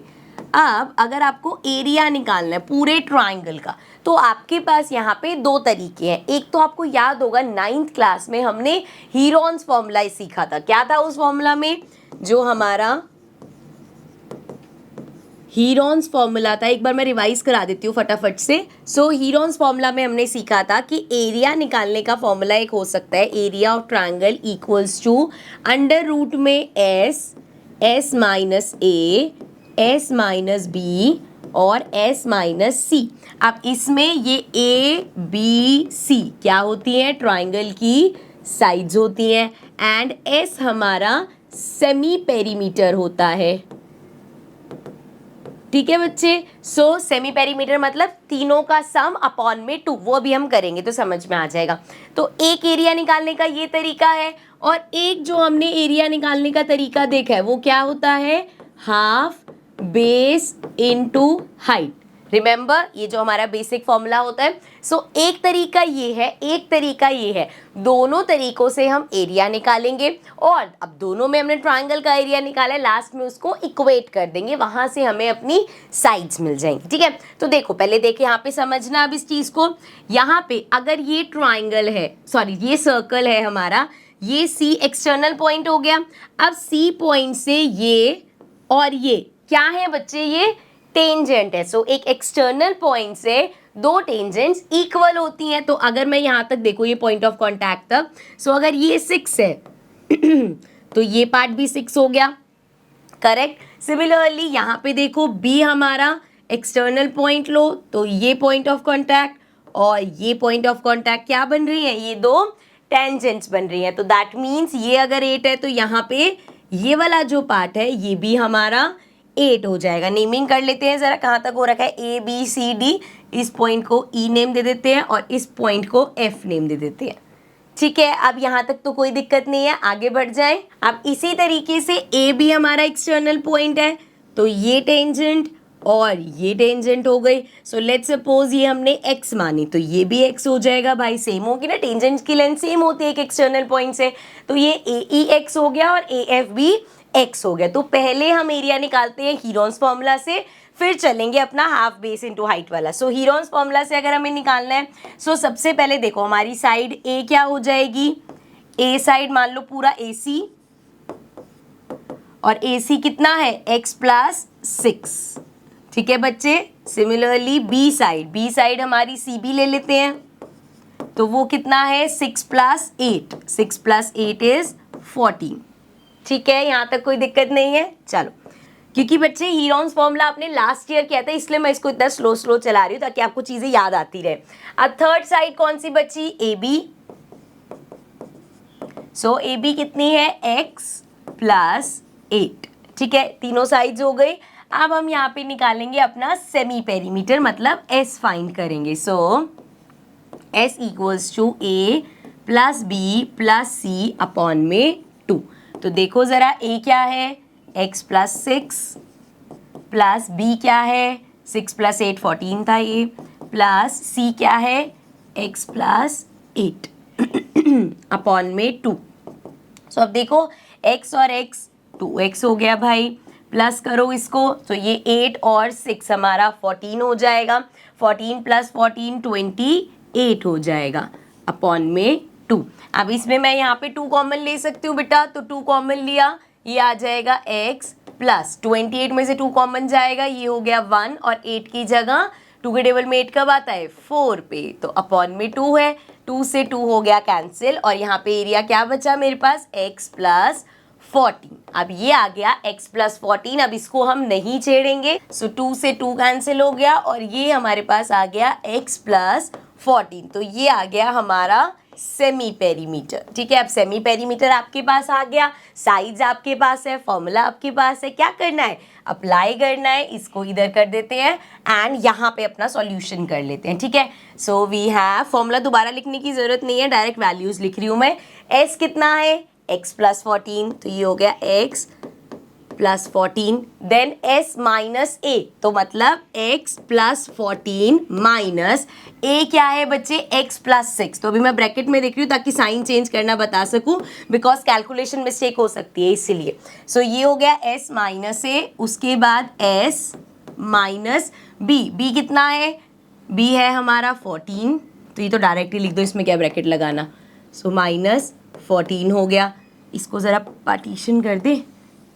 ठीक है, सो इसी के साथ बच्चे एक और है s माइनस c कितना है x प्लस 8। चलो ध्यान से देखना, अंडर रूट में यहाँ पे है हमारे पास x प्लस 14, उसके बाद ब्रैकेट में x प्लस 14, ये मैंने एक स्टेप बढ़ाया है ताकि आपको कंफ्यूजन ना हो, बाहर माइनस है, दोनों के अंदर माइनस के हो जाएंगे। सिमिलरली x प्लस 14, यहाँ पे माइनस 14, ये तो कैंसिल ही हो जाएगा, तो इसको तो हम डायरेक्ट ही कर सकते हैं, इसको x लिख दो, ये कैंसिल हो गया ना, प्लस का 14 माइनस का 14 आपस में कैंसिल हो गया, और यहाँ पे देखें तो x plus 14 minus x minus 8। ठीक है, चलो भाई नेक्स्ट स्टेप पे चलते हैं।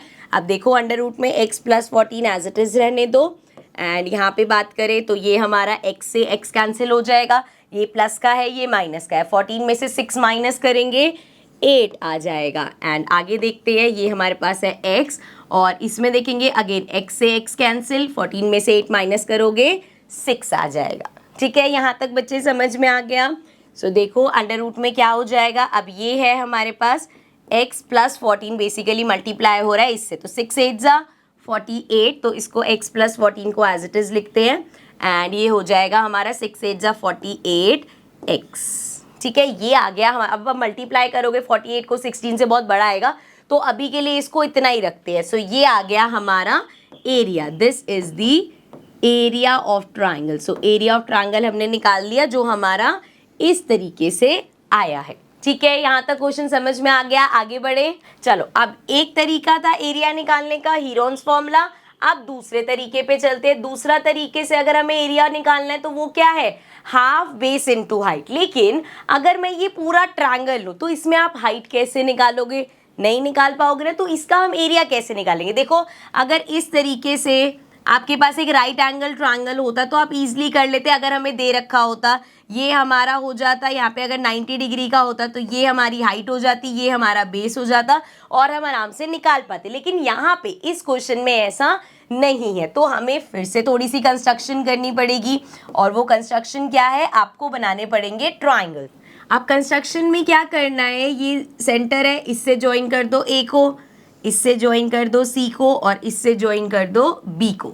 अब यहाँ से मुझे क्या मिला, देखो मैं मार्क करके आपको दिखाती हूँ, कलर चेंज करते हैं पहले तो, ठीक है। अब देखना ज़रा, यहाँ से एक ट्राइंगल मुझे ये मिला, ठीक है, पहला ट्राइंगल, दूसरा ट्राइंगल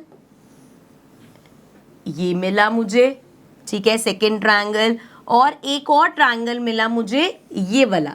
3 ट्राइंगल मिल गए मुझे, और तीनों का एरिया निकालना बहुत आसान है। क्यों? क्योंकि देखो ये अगर आपका है, ये बेस हो गया, हाइट हो गई, इसमें ये बेस हो गया, हाइट हो गई, बेस हो गया, हाइट हो गई। सो आपके पास बेस हाइट है, मतलब तीनों का अगर ट्राइंगल का एरिया हम का प्लस कर दे, सम कर दे, तो आपके पास पूरे ट्राइंगल का एरिया आ जाएगा। तो देख के लग रहा होगा मैम और लेंदी हो गई, लेकिन ईजी है बच्चे, ठीक है। सो एरिया, अब मैं इसको ऐसे लिखती हूँ, एरिया ऑफ ट्राइंगल, पूरा ट्राइंगल क्या है बच्चे, ए बी सी या ए सी बी, कैसे भी लिख दो। सो इस पूरे ट्राइंगल का एरिया कैसे निकलेगा, अभी हमने 3 ट्राइंगल्स मार्क करे हैं, A O C, so area of triangle A O C plus area of triangle A O B, triangle A O B plus area of triangle B O C, ठीक है। यहाँ तक कोई दिक्कत नहीं है। पूरे का एरिया, पूरे ट्रायंगल का एरिया निकाल रहे हैं। ट्रायंगल को 3 पार्ट्स में डिवाइड किया एंड अपना ये हाफ बेस इनटू हाइट वाले फॉर्मूले से निकाल लेंगे। तो चलो स्टार्ट करते हैं। सबसे पहले area of triangle A O C, so half base क्या है, इसका बेस है ए सी, इनटू में हाफ बेस इनटू हाइट, इसकी हाइट क्या है ओ ई। तो ये हो गया हमारा पहला ट्रायंगल का area, plus area of triangle A O B. अब यहाँ पे देखो अगेन हाफ, इस बार बेस क्या है, बेस है A B, so half into A B, half base into height, इसमें हाइट क्या है ओ एफ, सो ये इनटू ओ एफ, ठीक है, plus area of B O C, so B O C ये वाला। सो इसमें क्या होगा, फिर से हाफ, इसका बेस क्या है बच्चे सी बी या बी सी कुछ भी लिख सकते हैं, इनटू में इसकी हाइट क्या है ओ डी, इनटू में ओ डी। अब यहाँ मैंने पूरा लिख दिया है, इसको थोड़ा नीचे ही रखते हैं, हमें सिर्फ वैल्यूज पुट करनी है। तो चलो वैल्यूज पुट करते हैं, मैं नीचे बैठ जाती हूँ, आपको आराम से दिखेगा।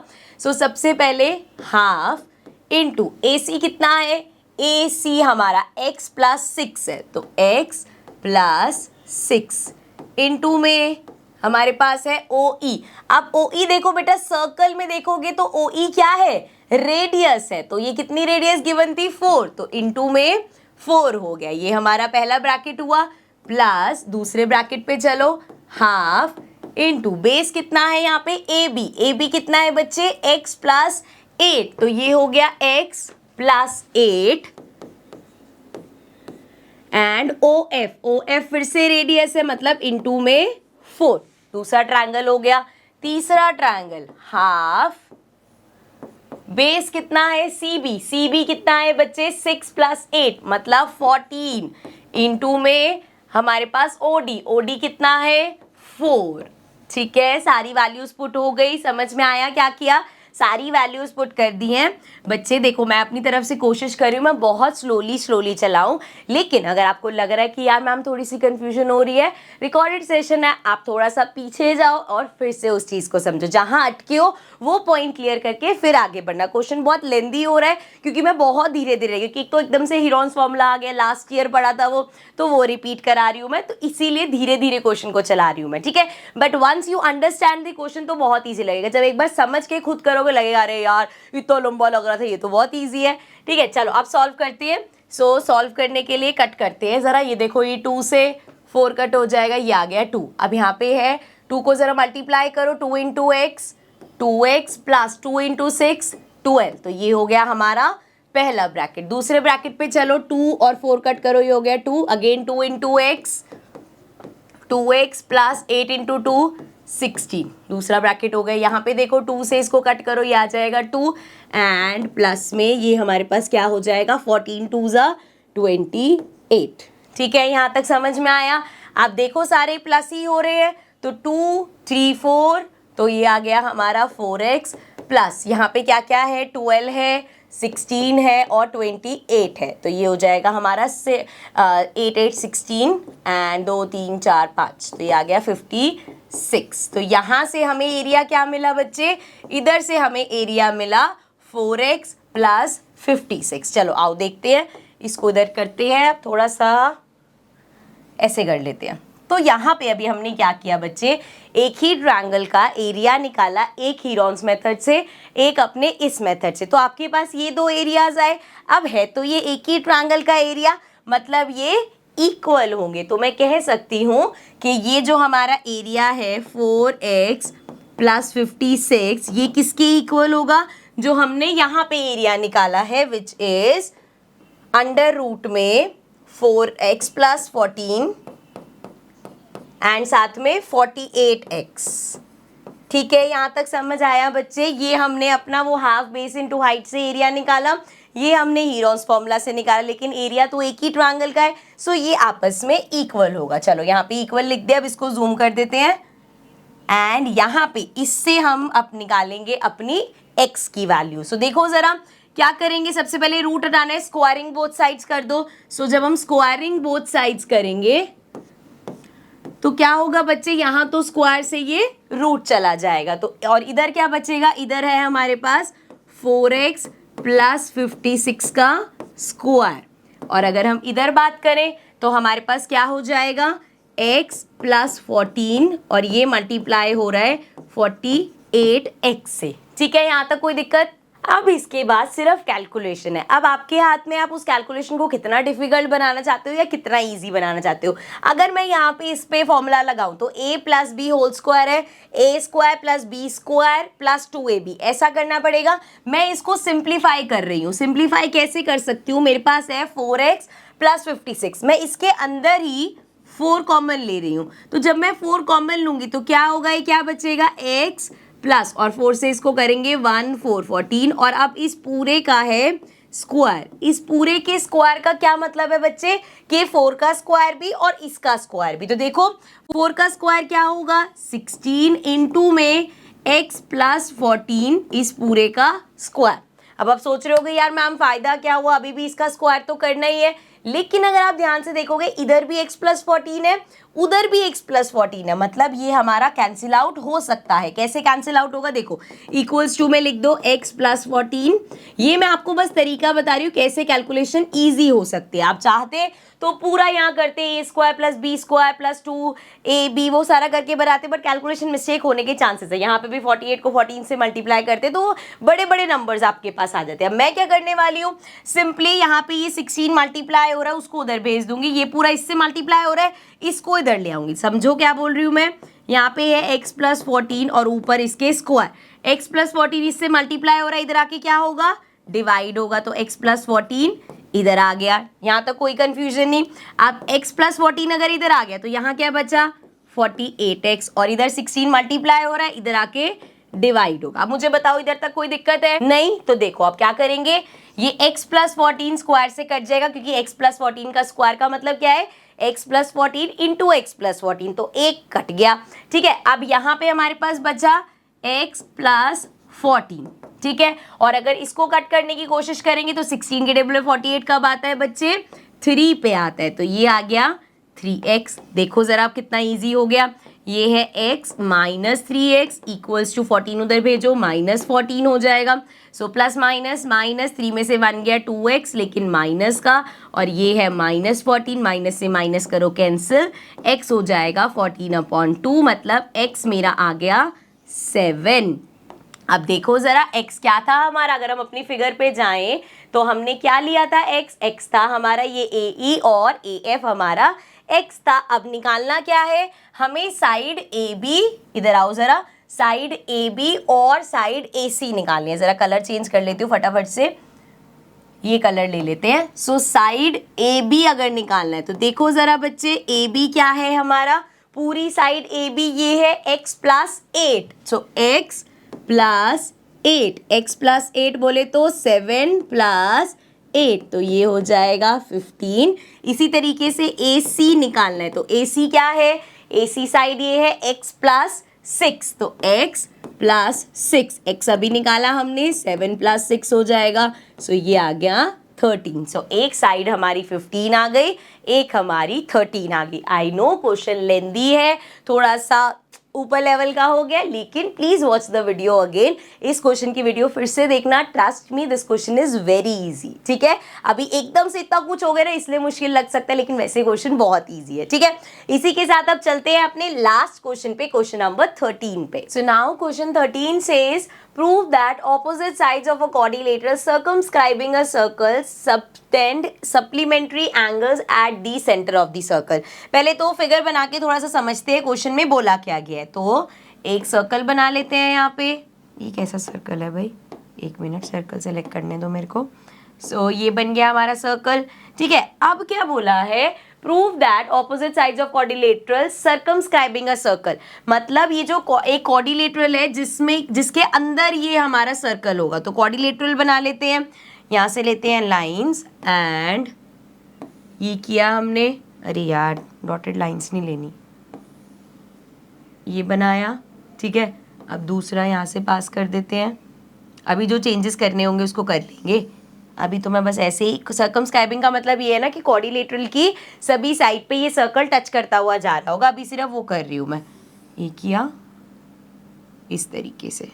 ठीक है, अब बाकी जो साइज छोटी बड़ी करनी है उसको कर लेते हैं, यहाँ से इसको छोटा कर देते हैं। ठीक है, वो तो ठीक ही है, ये सारी बाकी सब बस बाकी सब तो ठीक ही है भाई। अब देखो ज़रा नेमिंग करते हैं पहले, फिर आगे बढ़ते हैं। सो इसको नाम दे देते हैं A, B, C और D। तो क्वाड्रिलेटरल ABCD में हमारा ये सर्कल अब सर्कमस्क्राइब कर रहा है। ठीक है, मतलब उसके यहाँ पे हर साइड पे उसको टच करता हुआ जा रहा है, और ये बना लिया हमने सेंटर। अब प्रूफ क्या करना है, prove that opposite sides of quadrilateral circumscribing a circle subtend supplementary angles at the centre. अब वो कह रहे हैं ये जो, जैसे अभी क्वाड्रिलेटरल की ऑपोजिट साइड क्या है, अभी देखें तो AD और BC ऑपोजिट साइड है, ये जो सेंटर पे ना, इसको मैं मार्क करती हूँ, वो कह रहे हैं सेंटर पे सप्लीमेंट्री एंगल बनाएंगे। जैसे अगर मैंने ये ज्वाइन किया और ये ज्वाइन किया, सो ये ऑपोजिट साइड है, AD BC के ऑपोजिट है, तो यहाँ पे ये साइड कौन सा एंगल बना रही है, ये वाला, ये साइड कौन सा एंगल बना रही है, ये वाला। तो आपको प्रूव करना है कि ये दोनों एंगल्स का सम 180 डिग्री है, या जैसे अब ये दो ऑपोजिट साइड लोगे तो इसका और इसका प्रूफ कर दो 180 डिग्री है, ये करना है। क्वेश्चन में समझ आया क्या करना है, एक बार फिर से समझा दूं। हमें बोला है एक सर्कल है जो एक क्वाड्रिलेटरल के अंदर है, आपको प्रूव करना है कि वो क्वाड्रिलेटरल की जो ऑपोजिट साइड है, जैसे हमने पहला पेयर लिया क्वाड्रिलेटरल का कि ये AD जो है इस BC के ऑपोजिट है, तो ये पेयर ऑफ ऑपोजिट साइड हो गया। अब ये जो AD है ये सेंटर पे कौन सा एंगल बना रहा है बच्चे, ये वाला एंगल बना रहा है। ये जो BC है ये सेंटर पे कौन सा एंगल बना रहा है, ये सेंटर पे ये वाला एंगल बना रहा है। तो आपको प्रूफ करना है कि ये जो ये एंगल बना रहा है ये कौन सा है, सप्लीमेंट्री है, मतलब इनका सम 180 डिग्री है। ठीक है, तो मैं ज़रा रब करती रहती हूँ। एक तो ये बताया मैंने, ठीक है, ओहो मेरा बी भी रब हो गया, चलो दोबारा से बना देते हैं। ठीक है, एक तो ये तरीका है भैया, अब ऑपोजिट साइड, अब आपके दिमाग में आएगा मैम ये साइड और ये साइड भी तो ऑपोजिट है। हाँ भाई, तो आप ये प्रूफ कर दो कि ये एंगल और ये एंगल जो है ये सप्लीमेंट्री, दोनों में से कोई भी ले सकते हैं मतलब। ठीक है, सिंपल। अब इसको रब करते हैं एंड जो चीज़ मैंने बोली है ना वो मैं लिख देती हूँ, ताकि जिन बच्चों को ओरली समझ नहीं आया वो जब मैं लिखूंगी तो क्लियर हो जाएगा। चलो भाई, फिगर AB, ये C था, रब हो गया। ठीक है, एंड सेंटर को दे देते हैं हम O नाम। ठीक है, सेंटर अंडरस्टूड होता है, O ही लेते हैं यूजली हम। अब प्रूफ क्या करना है वो लिखती हूँ मैं। We have to prove, pen बहुत छोटा नहीं हो गया, पतला हो गया ऐसा लग रहा है, विजिबल है ना, ठीक है ना। चलो, अब प्रूफ क्या करना है हमें, इधर प्रूफ कर दो कि ये एंगल इस एंगल की इक्वल है, मतलब AOD एंगल, इक्वल नहीं सॉरी, इक्वल तो है ही, वर्टिकली ऑपोजिट है, सप्लीमेंट्री है, मतलब एंगल AOD प्लस एंगल दूसरा कौन सा है BOC इक्वल है 180 डिग्री के, या तो ये प्रूफ कर दो और दूसरी वाली साइड ले लो DOC प्लस एंगल AOB ये सप्लीमेंट्री है, ये प्रूफ कर दो। दोनों में से कोई भी कर दो भाई, ऑपोजिट साइड कोई भी पेयर ले रहे, दोनों में से कोई भी प्रूफ करोगे हो जाएगा क्वेश्चन, ठीक है। अब जी कैसे प्रूफ स्टार्ट करेंगे, तो इसमें थोड़ी सी कंस्ट्रक्शन अभी और है, और वो कंस्ट्रक्शन क्या है, कलर चेंज करती हूँ पहले मैं। हाँ जी, तो हम क्या करेंगे, सेंटर से ही जो पॉइंट ऑफ कॉन्टैक्ट है ज़रा इनको ज्वाइन करते रहो। एक पॉइंट ऑफ कॉन्टैक्ट ये है, एक पॉइंट ऑफ कॉन्टैक्ट ये है, एक पॉइंट ऑफ कॉन्टैक्ट ये है, और एक पॉइंट ऑफ कॉन्टैक्ट यहाँ पे है, ठीक है। समझ में आया क्या किया मैंने, जितने भी सेंटर से पॉइंट ऑफ कांटेक्ट है उनको ज्वाइन कर दिया। नेमिंग भी कर देते हैं। नेमिंग अभी तक क्या करी है हमने, ए बी सी डी, सो ये पॉइंट दे देते हैं ई एफ जी एच, ठीक है, क्लियर। अब जरा एंगल्स की नेमिंग करो। ये हो गया, इसको दे दिया हमने एंगल 1 नाम, ये हो गया एंगल 2, ये हो गया angle 3, angle 4, angle 5, angle 6, angle 7 और एंगल 8। एक चीज़ तो समझ में आ रही है ना कि जो पूरा होगा इन सारे एंगल्स का सम क्या होगा, 360 डिग्री, क्योंकि ये कंप्लीट एंगल बन रहा है। अब हमें क्या चाहिए कि अगर मैं दो दो पेयर्स को इक्वल प्रूफ कर दूं तो मेरा क्वेश्चन इजी हो जाएगा, 2 कॉमन आ जाएगा, वो अगेन 180 का वो हाफ, 360 का हाफ होगा, आपको सप्लीमेंट्री मिल जाएगा। लेकिन कौन से दो ट्रायंगल्स को यहाँ पे मैं प्रूव कर सकती हूँ कि वो इक्वल है। इस फिगर को मैंने इतना जूम कर लिया है, इसको बहुत ध्यान से देखना बच्चे अब, ठीक है, बहुत बहुत ध्यान से देखना। अगर लेट्स सपोज मैं एक ये ट्रायंगल, देखो मैं कौन सा मार्क कर रही हूँ, ये ट्रायंगल और ये ट्रायंगल लेती हूँ। अगर मैं ये दोनों ट्रायंगल लेती हूँ, मैं कोशिश करती हूँ एंगल 2 को एंगल 3 के इक्वल प्रूफ करने में, तो देखो मैं कहाँ फंस जाऊंगी। ये तो कॉमन मिल रहा है मुझे, इसके अलावा मेरे पास क्या है, इसके अलावा तो कुछ भी नहीं है। कैसे प्रूफ कर सकती हूँ मैं, तो भैया बैड चॉइस, नहीं है, ये ट्रायंगल्स नहीं ले सकते। अगर मैं ये ट्रायंगल, देखो जरा फिर से बनाती हूँ, ये वाला ट्रायंगल और ये वाला ट्रायंगल लेने की कोशिश करूं और ट्राई करूं एंगल 1 और 2 को इक्वल कर दूं, तो क्या ये चीज पॉसिबल है। देखो जरा, ये तो हमें दिख ही रहा है कॉमन है, ओ ए दोनों ट्रायंगल्स में कॉमन है। इसके अलावा ये ओ ई और ये ओ एच क्या है, सर्कल की रेडियस है, दूसरी चीज मिल गई। एंड अगर इसको एक्सटर्नल पॉइंट लूं मैं, सो ये ए ई और ए एच क्या है, ये हमारी tangent from an external point, मतलब ये भी इक्वल है। तो 3 चीजें मुझे मिल जाएंगी, मतलब मैं प्रूव कर सकती हूँ कि ये ट्रायंगल और ये ट्रायंगल कॉन्ग्रुएंट है, ट्रिपल एस से कॉन्ग्रुएंट प्रूव हो जाएगा, एंगल 1 एंगल 2 के इक्वल हो जाएगा। इसी तरीके से फिर मैं लूंगी कौन सा ट्रायंगल, एक ये वाला ट्रायंगल, एक ये वाला ट्रायंगल, इसमें भी सेम चीज, ये कॉमन है, ये और ये रेडियस है, ये टेंजेंट है, तो इन दोनों में मैं एंगल 3 इक्वल एंगल 4 कर दूंगी, यहाँ पे एंगल 5 इक्वल एंगल 6, यहाँ एंगल 7 इक्वल एंगल 8। सो इस तरीके से करने के बाद हमारा काम बन जाएगा। तो जितना भी मैंने येलो से मार्क किया है, ओरली समझाया है, हो सकता है ना समझ में आए, अभी जब क्वेश्चन करेंगे समझ में आ जाएगा। तो जितना येलो से मार्क किया है सब हटा के फिगर को साफ सुथरा करके साइड पे रख दिया जाएगा। चलो अब इसको ऐसे करके यहाँ रख देते हैं, एंड ज़्यादा ही वो हो गया, ठीक है। चलो भाई अब स्टार्ट कर रहे हैं, कौन से ट्रायंगल्स ले रहे हैं, कौन से ट्रायंगल्स की बात हुई थी, इन ट्रायंगल जो ये लंबे वाले, ताकि वहाँ पे हमें 3 चीज़ें मिल रही थी ना, तो ट्रायंगल ए ओ ई और A O H. So triangle A O E and triangle A O H. अब देखो ज़रा इन दोनों ट्रायंगल्स में एक एक करके लिखे। सबसे पहले तो ओ ए कॉमन है, so O A equals to ओ ए लिख देंगे कॉमन। उसके बाद नेक्स्ट चीज हमारे पास क्या है, ओ एच और ओ ई दोनों रेडियस है, so O E equals to O H, दोनों ही सर्कल की क्या है, रेडियस ऑफ सर्कल है। देन उसके बाद हमारे पास क्या है, tangent from external point, so E H, या ऐसे लिखते हैं ए ई और A H, so A E equal है ए एच के।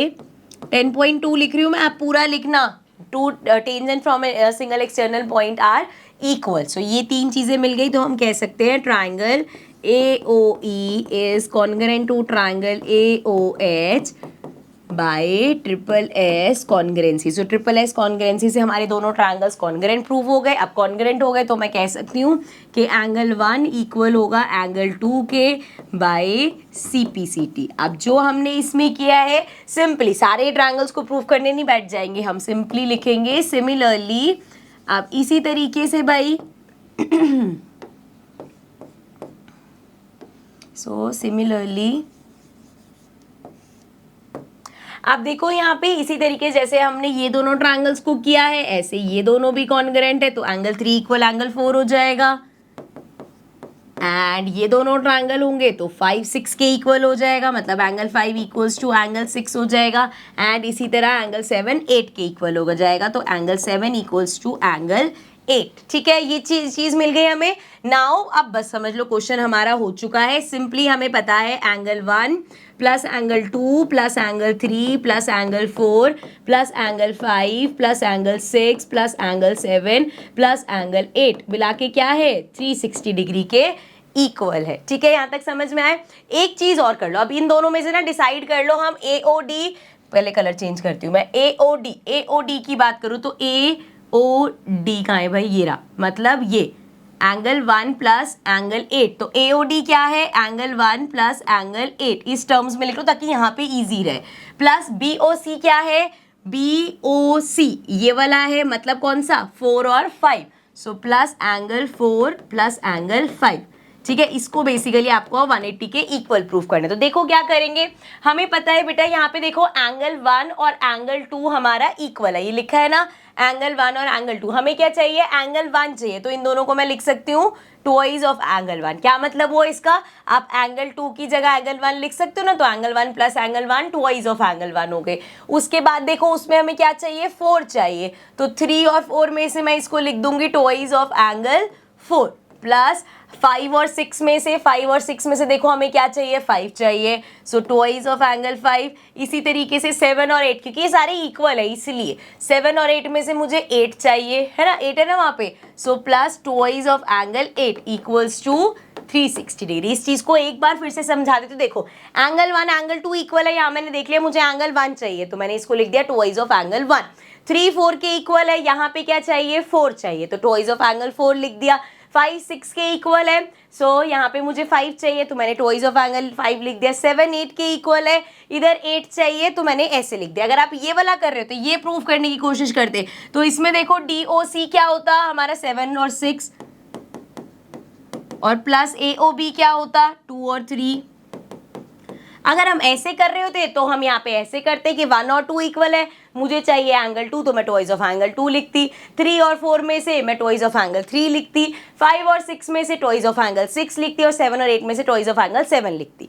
तो दोनों ही तरीके से आप कर सकते हो, कुछ दिक्कत नहीं है। ठीक है, अब इस पूरे में मुझे दिख रहा है 2 कॉमन है, 2 कॉमन लिया, ये आ गया angle 1 plus angle 4 plus angle 5 plus angle 8 equals to 360 degree. So ये आ गया हमारा angle 1 plus angle 4 plus angle 5 plus angle 8, and this is equal to 360 upon में 2 मल्टीप्लाई हो रहा है, यहाँ पे डिवाइड हो जाएगा, डिवाइड करेंगे तो ये आ जाएगा 180। So angle 1 plus angle 4 plus angle 5 plus angle 8 equal है 180 डिग्री के। यही हमें प्रूव करना था। देख लो अब एंगल 1 और 8 मिलके, एंगल 1 और 8 मिलके बनाते हैं AOD, प्लस एंगल 4 और 5 मिलके बना रहे हैं हमारे एंगल BOC। सो ये हो गया 180 डिग्री।